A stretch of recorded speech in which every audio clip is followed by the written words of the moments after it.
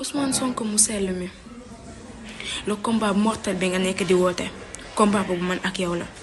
yow nga ne yeewi askan bi Ousmane yeewi ma balaa nga yeewu keneen après ñu àndandoo man ak yow yeewi askan bi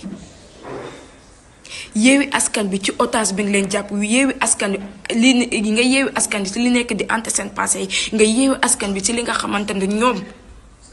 seen doom yi ci lañ dee seen 14 doom ci lañ dee ñu mën a xam si seen doom yi au moins ci lañ dee seen doom yi mën a reposer en paix yàlla leen yàlla xare ay janna Ousmane kañ ngay arrêté kañ ngay bàyyi nga ne kenn du la tëj ça on verra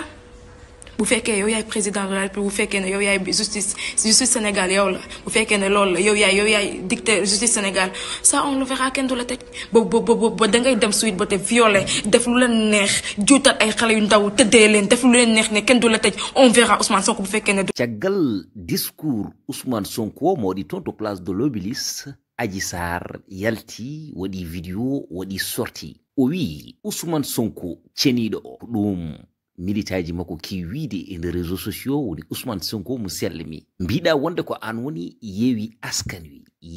wi woni kumtowo rendo ngo hadama wiide wonde aɗa humta rendo ngo humtam kumtinen rendo ngo pamade oɗo mortel combat mo gonɗa e dow majjum faam wonde so tawi ko fitina takma ummade aɗa foti wawde ƴewde ɓen ɓe gandanɗa hoorema fodde 14 ne wayno cuuɗima leppi leydi tawa noon ko an saabi joɓogol pittari mumen Ousmane Sonko mbiɗa wonde justice ala ko wawe ma o wi noon wadde ma leer so tawi wonde ko an jeeyi leydi ndi walla ko an rokkato orduji e nder leydi ndi fof ma leer Ousmane Sonko cikkuɗa wonde ko arde e nder Sweet Beauté aɗa